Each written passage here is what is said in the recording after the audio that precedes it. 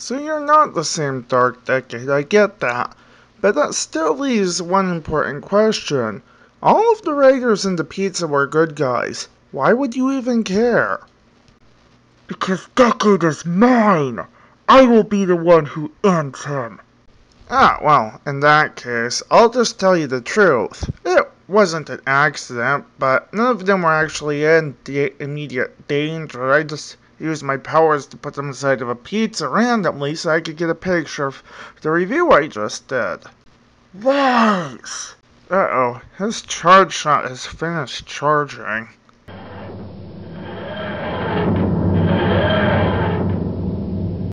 Quickly now, into the TARDIS! Not even going to question why you're here, but okay, inside I go. Ah, good old TARDIS interior! This actually isn't a separate map, but a prop. I swear I just felt a dent in the fourth wall again. What? Even... You're welcome, you know. Yeah. Hey, where are you, Doctor? Down here? Oh, Evie Doc. Didn't see you down there. I wish you'd stop calling me that. Everyone seems to think I'm actually an Eevee. I'm a... Yeah, I know. Last of time on from the planet Poke Fray. I get it. So, where are you headed? Manhattan. My equine counterpart is having some trouble with weeping angels. What, and he can't run like he usually does? The angels took hostages. I'm to use my TARDIS to rescue them. Wow, they must be really PO'd at you doctors after the Manhattan incidents. Well, Manhattan in Tube's case. That reminds me, I think I'm gonna do another review that was on the way to pass time. And speaking of the Manhattan incident, I'm going to be doing a review of Doctor Who Reboot Series 7 Episode 5, Angels Take Manhattan. Something I should have done last time with Power Rangers Turbo. I'm gonna talk a little bit about everything you need to know if you've never watched Doctor Who before.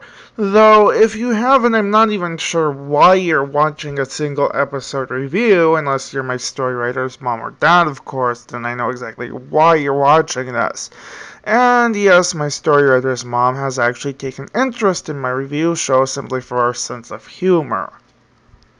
Anyway, Doctor Who is about a humanoid alien who travels in time in his time-traveling spaceship, normally accompanied by companions, which since the reboot have been mostly nothing but humans. When the Doctor is dying, his body will completely reconstruct itself on the cellular level, though he retains the memories of his past forms, so he's a completely different person, more or less.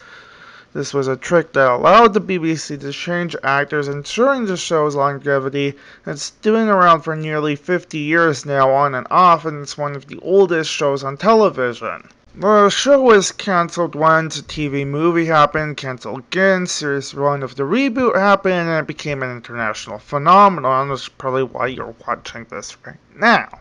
Or at least part of the reason, of course. So, the Doctor in his 11th reincarnation after his 10th regeneration has two regular companions in this episode, Amy and Rory, as well as a third, less regular, slightly less human, and somehow the Doctor's wife, River Song.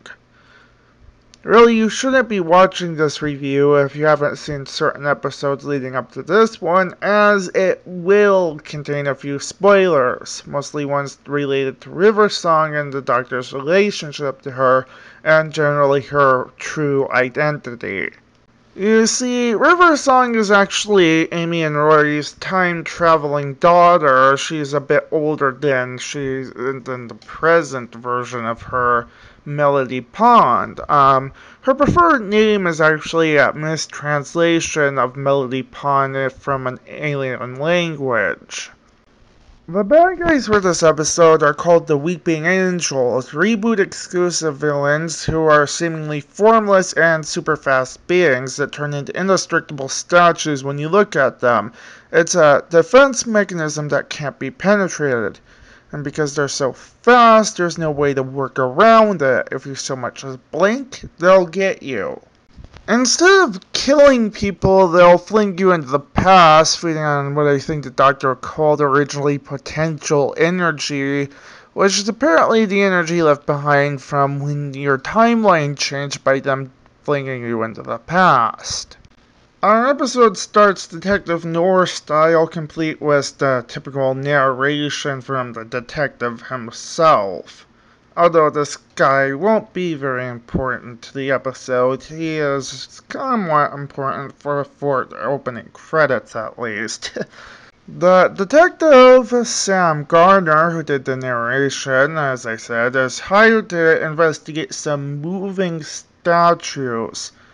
The person who hired him, Mr. Grail, is skeptical that the detective actually believes the story, as Sam assures him that he was because he was paid well. However, Grail seems a bit more skeptical of his own story. I'm not sure if this is bad acting or what that is. As Sam leaves, Grail notices a statue had indeed moved after he looked away. Sam heads to where the statues live, Winter Quay Apartments, a real location in New York City. He had not gotten an answer as to why Grail didn't just look himself. Clearly, he left out an important piece of information here. Sam walks up the apartment building, sees people looking out the windows to him. Seems normal, other than the fact that everyone is staring at him. They're not even trying to warn him or anything, but even the little girl over there is seeming to want to play peekaboo. I don't know if this was supposed to be an actual warning or if she's actually just wanting to play peekaboo. It's kind of hard to tell, honestly. As an elevator lowers itself, Sam probably assumed that it had been recently used. However, first thing you need to remember in scenarios like this, never use the elevator. Seriously, who in their right mind would use an elevator like that? I mean, I guess he's just not genre savvy or something. Really, just don't do that. Oh, well, that was mostly uneventful. Well, aside from the weeping angel that went up to him as the elevator closed. Now, the real scary part is right here as Sam finds his wallet. Even though his wallet is inside of his pocket, which as per my description of the Weeping Angels is definitely not a good thing, as he's now basically fated to become their victim. And as the final nail in the coffin, Sam finds himself as an old man who pointlessly warns his past self about the Weeping Angels. And as if on cue, the angels appear and surround him. He nearly manages to get away, except this happened.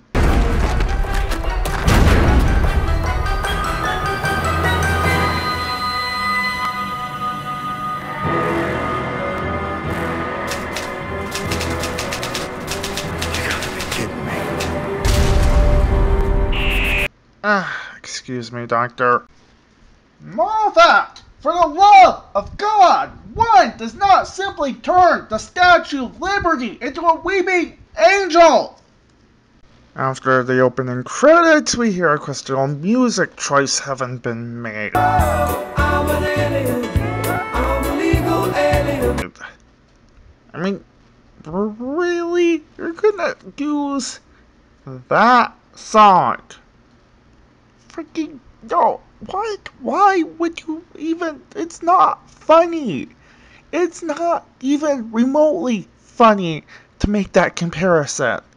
It's old and stale, and it's not funny anymore. It never was funny. I mean, after the opening credits, the doctor's in a park in New York reading a Detective Noir story out loud. This annoys Amy, his token female companion. Rory, his male companion at the time, because he actually had male companions, something that people just don't seem to get, asked who wrote it. The doctor says the author is Melanie Malone. This person will actually be important later on. Amy pokes fun at him for finding a character in a book attractive just by the text alone. This is actually very funny for a reason I will not yet reveal. A couple minutes later, Rory and Amy make out. Doctor's kind of annoyed by the PDA, and then Rory goes to get them coffee.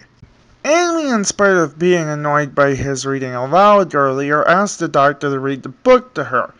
The doctor rips out the last page, saying that he hates endings. This is actually a setup that the writer Stephen Moffat is using to tug at your heartstrings later on. Just trust me on this one.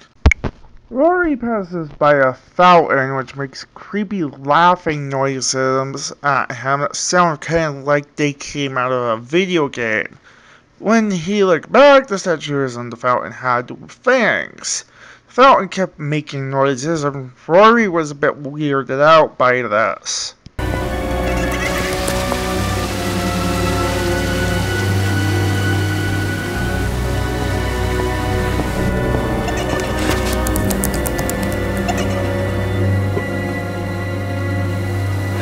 I followed this. The doctor quickly realizes that the book was about River Song, and Rory learns that Melanie is in fact Melody, or rather River Song, basically meaning that the book was a real story about things that happened to the author, and said author was River Song using a pen name. As I said before, River is the doctor's wife, which makes his attraction to Melanie's description of herself downright hilarious. Rory somehow finds himself in the past where River was. They apparently get captured by what appear to be gangsters. The doctor and Amy travel back to when the events of the book are taking place, however River says it's impossible, and it happens to say that in the book just as she said that, and because the city is actually full of time distortions. Dr. Undeater tries anyway, and the TARDIS bounces off of 1938. Physically bounced off a date. Only on Doctor Who, ladies and gentlemen. Rory asks how River is there, but she says it's her time-traveling wrist device, a vortex manipulator, which she likens to motorbike through traffic when it comes to actually getting past time distortions. Rory, on the other hand, still has no idea how he got there. The doctor and Amy land in a graveyard. Anyone knows about Moffat's writing style, those who can read between the lines, know that this would be a bad omen. The doctor even says that the fact that they were bounced off of 1938 and the fact that they are there are linked, which, in a way, they are. The doctor warns Amy to not read too far ahead, as what hasn't happened yet can change. If they don't read it because if they know what will happen, they can't change it. The doctor uses this as an example. And if you read ahead and find that Rory dies? Yeah,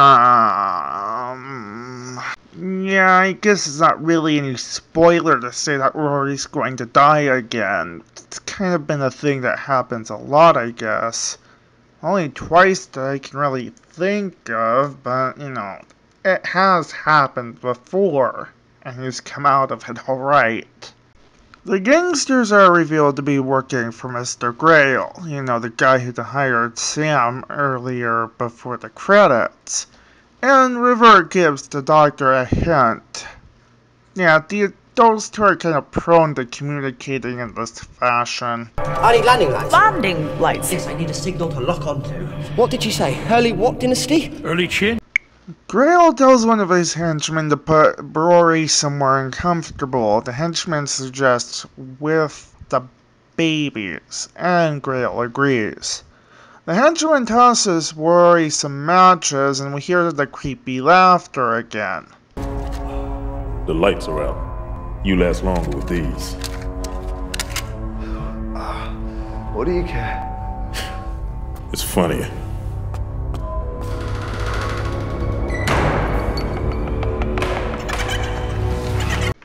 After receiving the River's message about the Qin Dynasty in the book, Doctor travels back to the Qin Dynasty and gives River a message on the vase. Special commission from the Emperor. River reveals that Grail is not just simply a collector, but he's also harboring weeping angels. Whatever you don't want anyone else to see has got to be your favorite. Or possibly your girlfriend.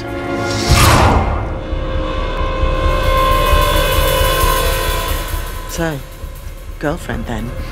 Then she responds to the Doctor, allowing the TARDIS to directly lock onto her vortex manipulator. River notices that the angel was hurt somehow. Wait, what? How? How do you hurt a weeping angel? How do they get hurt? How do they even... I just don't... What? Grail wonders if they can feel pain, and River says that the angel is screaming, getting the attention of all the other weeping angels and putting Grail in immediate danger.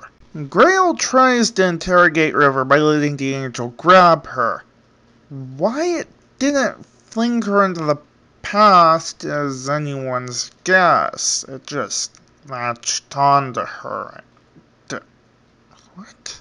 Rory runs into the babies, which I should just call weeping cherubs, because that's basically what they are. They're baby-shaped weeping angels, like the ones that got him before.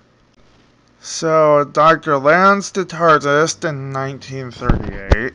Amy goes off to find Rory, and the Doctor talks to River. Rory? Sorry I'm late, honey.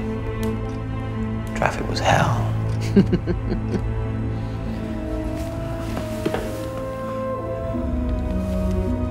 Shock. You'll be fine. Not if I can get loose.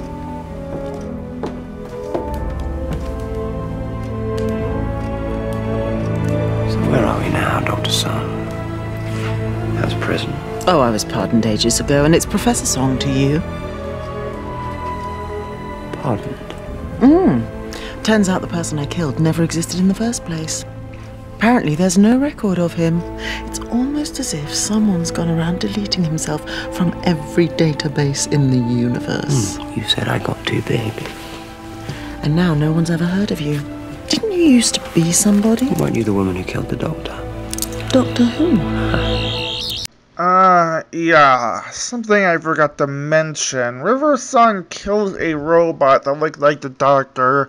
She got imprisoned. The Doctor started running from a group of aliens that were based on grays that you forget when you look away from them, and so started trying to keep a lower profile, deleting himself from every database in the universe. Even the Daleks don't remember him anymore. No, wait, that didn't happen yet. Sorry, but it's not really much of a spoiler, don't worry.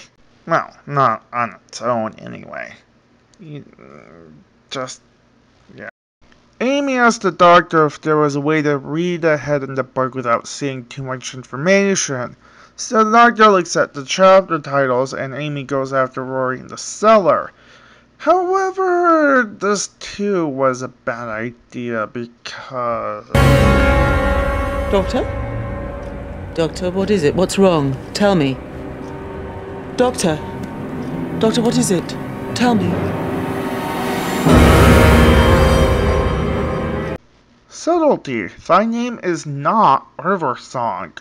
So the Doctor kind of throws a fit upon seeing that chapter title and refuses to help River Song with the angel due to Amy reading ahead that he'll break her wrist, thusly tempting it to change the future. So Rory got moved outside of the Winter Quay, but not back in time. There actually is a reason for this that will be revealed a little bit later. River manages to get free and starts to track Rory, but her wrist is badly damaged as a result. And then Rory starts to go through the same thing Sam did.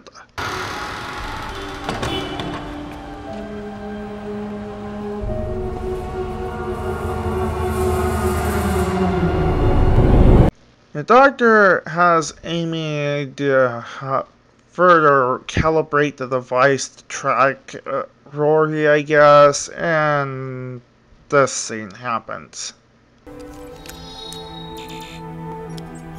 When one's in love with an ageless god who insists on the face of a 12-year-old, one does one's best to hide the damage.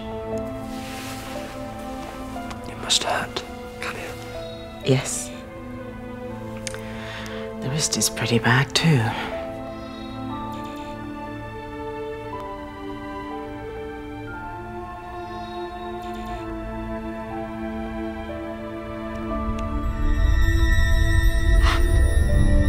No, stop that! Stop it! There you go. How's that? Well, let's see, shall we? That was a stupid waste of regeneration energy. Nothing is gained by you being a sentimental idiot. River! Oh, you embarrass me! River! Wow, they really are a married couple. Okay. Why did you lie? Never let him see the damage.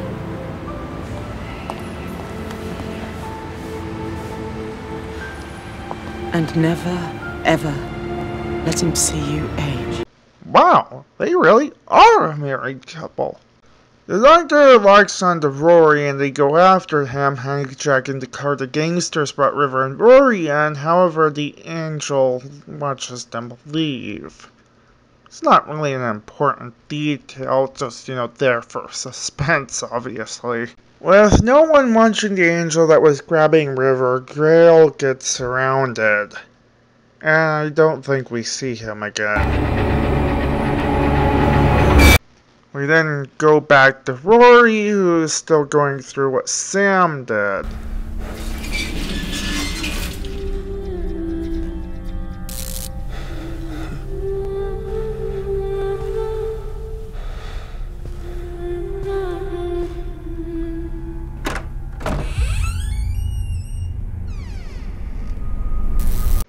The others soon find older Rory. Rory doesn't quite understand, so the doctor explains.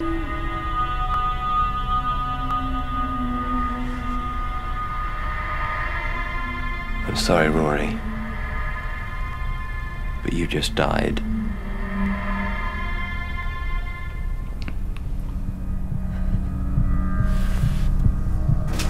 Then the doctor goes off on another bit of exposition. This is important. By angels, every time you try to escape, you get zapped back in time. So this place belongs to the angels. They built it. Displacing someone back in time creates time energy, and that is what the angels feed on. But normally it's a one-off, a hit and run. If they could keep hold of their victims, feed off their time energy over and over again. This place is a farm. A battery farm. How many angels in New York? It's like they've taken over every statue in the city. Yeah, the angels take Manhattan because they can, because they've never had a food source like this one, the city that never sleeps. Doctor then explains that the angels are now coming for Rory and not Amy, as Rory was so pleased to see her again. So but basically they won't be together anymore. What does that mean? However, Riverside gets an idea. Doctor, he's right. No, he isn't. If Rory got out, it would create a paradox. What is that? This is the angel's food source. The paradox poisons the well. It could kill them all. Oh, this whole place would literally unhappen. It would be almost impossible. Loving the almost. But to create a paradox like that takes almost unimaginable power. What have we got? Hey, tell me. Come on, what? I won't let them take him. That's what we got. Whatever that thing is, it's getting closer. Rory, Even if you got out, you'd have to keep running for the rest of your life. They would be chasing you forever.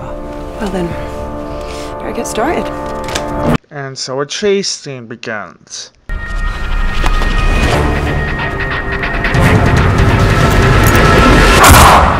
I'm not sure this can work. Husband, shut up.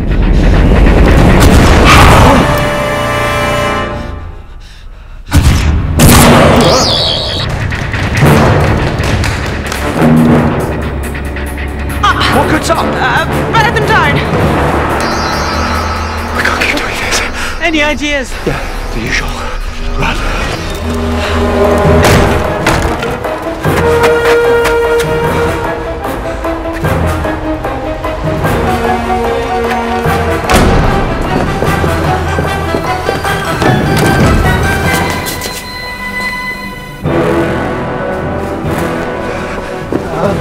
Okay, fire escape. I always wanted to visit the Statue of Liberty. I guess she got impatient. Excuse me again, Doctor. No! Please! No! Fucking Statue of Liberty! Just no! Why? Jeez! Anyway, Rory gets an idea that could cause a paradox, but he doesn't tell Amy, but Amy gets suspicious anyway, and even though she looked away, the Statue of Liberty just sits there for the entire remainder of the episode. You have to! Could you? If it was me, could you do it?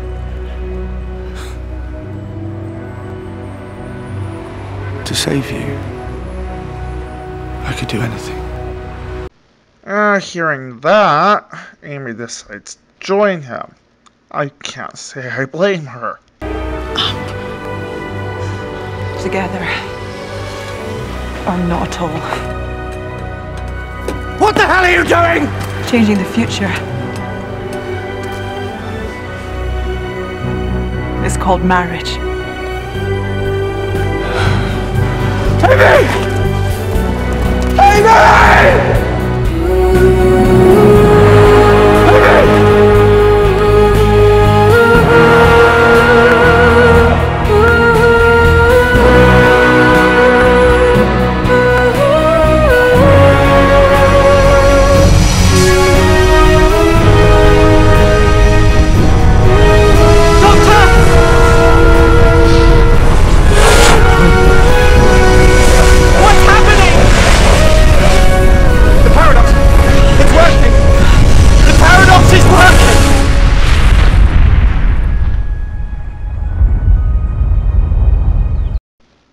So yeah, that just happened.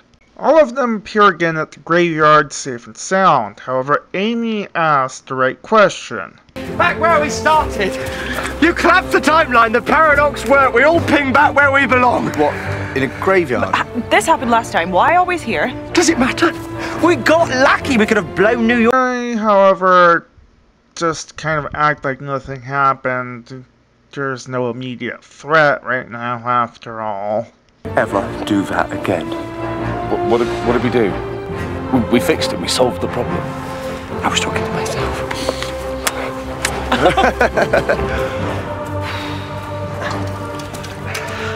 It could do with a repaint. I've been busy. Does the bulb on top need changing? Just changed it. So, Rory and Amy then. Yes, I know. I'm just saying. They're gonna get terribly bored hanging around here all day. Doctor! Ha! Look, next time can we just go to the pub? I want to go to the pub right now. Are there video games there? I love video games. Right, family outing then. And then Rory does something incredibly stupid. He goes back to look at the gravestones. That's the same gravestone we saw before. And then this happens. Where the hell did that come from? It's a survivor. Very weak, but keep your eyes on it. Where's Rory?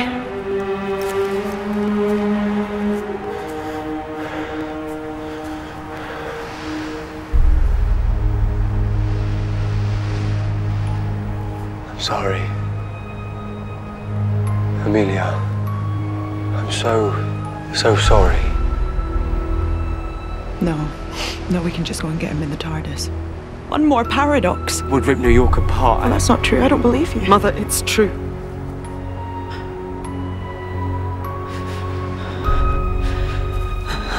Amy, what are you doing? That gravestone, Rory's. There's room for one more name, isn't there? What are you talking about? Back away from the angel. Come back to the TARDIS. We'll figure something out. The angel, would it send me back to the same time to him? I don't know. Nobody knows. But it's my best shot, yeah? No! Doctor, shut up! Yes, it is! Amy! Well then, I just have to blink, right? No! It'll be fine. I know it will. I'll be with him, like I should be. Me and Rory together. Melody. Stop it! Just stop it!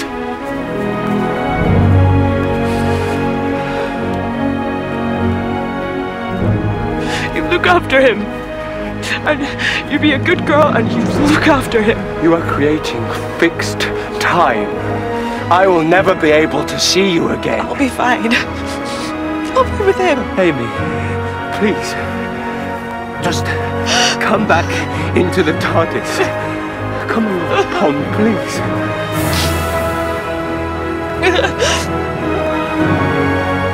Brackety man. Goodbye.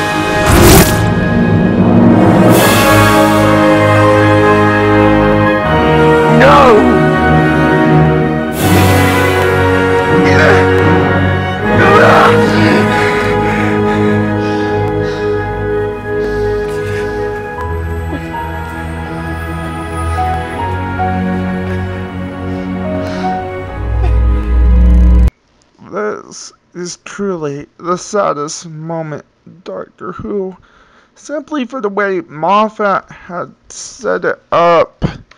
Amy and Rory were pretty much the closest companions the Doctor ever had, maybe even closer than his own granddaughter.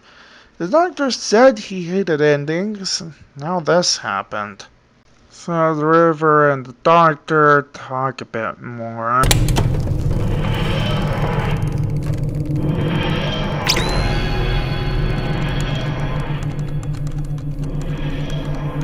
River. They were your parents. Sorry. I didn't even think.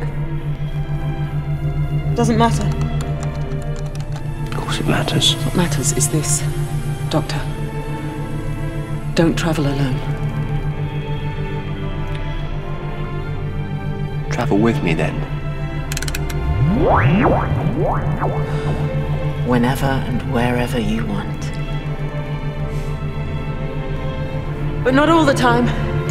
One psychopath per TARDIS, don't you think?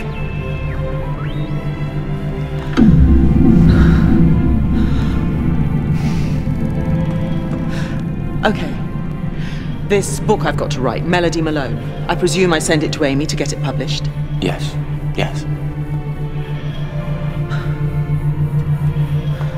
I'll tell her to write an afterword. For you.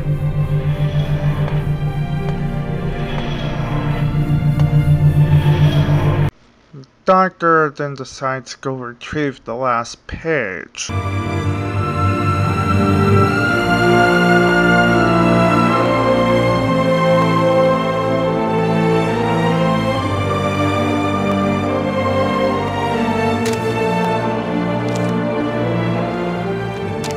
Afterward, by Amelia Williams.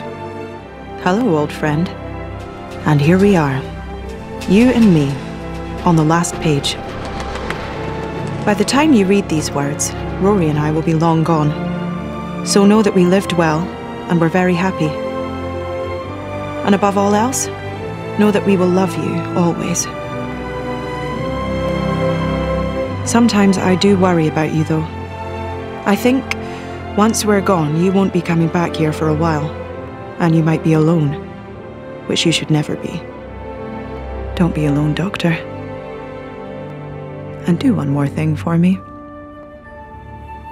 There's a little girl waiting in a garden. She's going to wait a long while so she's going to need a lot of hope.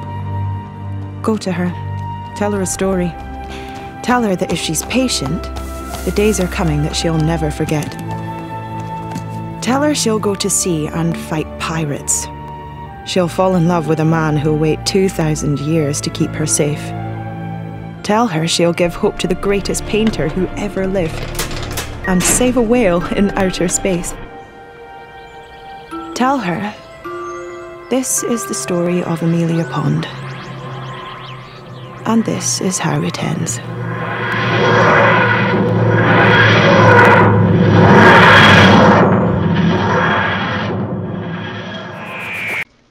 And that's pretty much it. You know what, Doctor? I don't think I want to see any more angels right now just after doing that review. Do you think you could drop me off somewhere else? Ah, yes, well, we're over Ponyville right now. I'll make a quick stop for you. Thanks, Doctor. I need to see a Pegasus about a supervillain anyway. Wherever there is evil, we fight from the ground and in the skies! The Flying Ace, Wing Ace, the Weather Ace, Cloud Ace, Sonic Boom is the surest sign.